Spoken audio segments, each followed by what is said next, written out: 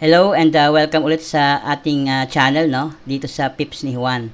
So, sa nakaraang video, okay, yung ating latest video, ipinakita ko dun yung ating unang forex trade, no, kung saan kumita tayo ng $35 sa isang minuto lang. Okay? So, sa video 5, ito ngayon ang video 5, ipapakita ko naman sa iyo kung paano natin nagawa na halos matriple ang ating pera sa loob lang ng 3 araw. Okay? So, ito, real proof ito, no? So, kung pupunta tayo sa ating terminal, okay? So, ito yung ating terminal, no? Gamit natin yung MT5. Ito, this is a real account, no? So, ayan. Makikita nyo, yung ating balance ay 41.50 na, no? Na kung mapapansin niyo dito sa ating channel, dito sa paano gumawa ng forex trading account at mag-deposit gamit ang GCash, ipinakita natin dito nag-deposit tayo ng $15.98, no? $15.98 dito sa ating MT5 account. Okay, so kung mapapansin niyo, ito yung account na to, no? Ayan, so dati, kung marireview niyo yung ating video, $15.98 lang ang laman nito. Ngayon ay 41.50 na. Okay, at ipapakita natin yan mismo. So ito yung ating MT5 account. Okay, so I think by now alam niyo na mag-customize nito kasi sa video natin sa video number 3, no, pinakita natin diyan paano ayusin at mag-customize, no, ito. So kaya hindi ko na sasabihin kung paano ko to kinostomize kasi na ipakita ko na yan doon sa video number 3. Ang ipapakita ko sa inyo ngayon yung proof na talagang nagdoble or halos nagtriple yung ating account, no. So makikita mo 41.50 ang ating balance, no. Ngayon kung pupunta tayo dito sa ating history dito sa under toolbox, mayroon tayong history diyan. Pag click mo yung history yan, ito lahat ang history natin. Okay? So dito mo makikita lahat ng ating mga history. So ayan, yung ating balance, no, noong 26, no, nung ni-record ko yung video, Sunday, ayan yung ating deposit, 15.98, okay? And then, noong Martes, no, noong 28, nag-trade tayo rito, no? Nag-trade tayo dyan. So, yan, simula yung trade natin yan, noong March 28, no? So, 28, 29, 30, 3 araw. Ito yung first trade natin, ayan yung date, 28, ito naman yung last trade natin, nung 29. So, lahat yan, kumita tayo ng, nag-profit tayo ng 19.30, okay? So, kaya, ayan, from 15.98, naging 41, naging, ano ba yung ating account dito, naging 41.50 na. Okay? So, by the way, kung gusto niyo makita ang history niyan, ang full history, ang gagawin niyo lang, pag nandito kayo sa history tab sa inyong toolbox, mag-click lang kayo anywhere dyan. Okay? Mag-click lang kayo anywhere dyan. Tapos, right-click nyo lang. Tapos, i-click nyo yung all history. Okay? Para lahat ng history lumabas simula nung unang deposit ninyo hanggang sa yung pangalawang deposit ninyo at saka yung basta yung buo, yung kabuuang history ng account nyo. Then, pag naklik nyo na all history, pwede nyo yung i-save as a report, no? So, right-click nyo lang uli. Tapos, kahit saan dyan, right-click. Tapos, makikita nyo dito yung report, no? So, pwede nyo yung i-save as an open XML na pwede nyo buksan sa Excel.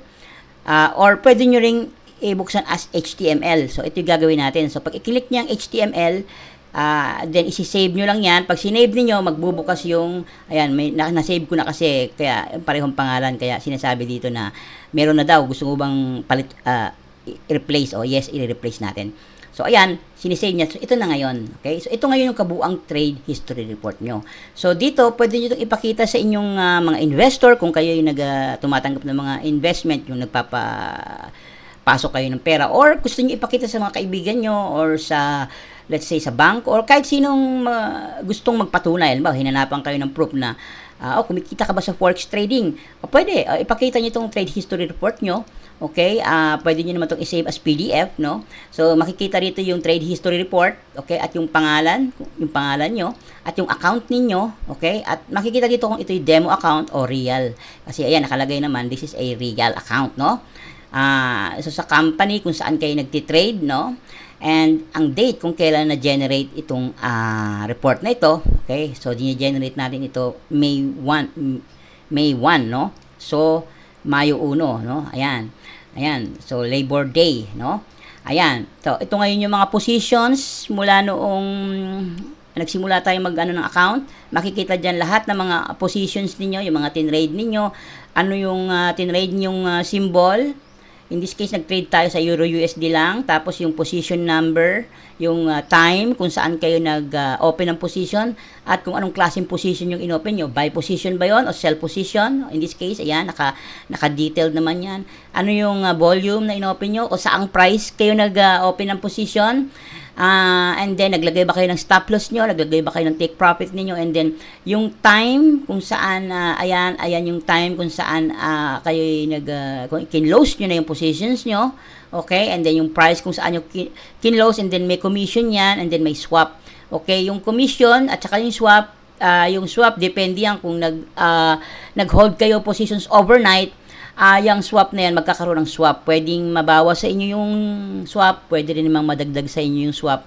Depende yan sa kasalukuyang swap. So, in the next videos, no, kasi ito naman playlist, no, playlist naman ito, pag-uusapan natin yung all about swaps, no, kung paano kayo magpa-profit using swaps, no.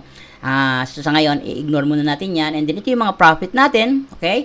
And then, under that, yung under orders, ito yung actually mga orders. Ayan. And then, ito yung mga deals, no? Ayan. And, ayan yung graph. Makakita nyo, ang balance natin, 41.50. Ayan. Kita nyo yung graph natin, pataas, ano? Ayan. And then, ang pinakamaganda rito, ang win rate natin ay 100%, no?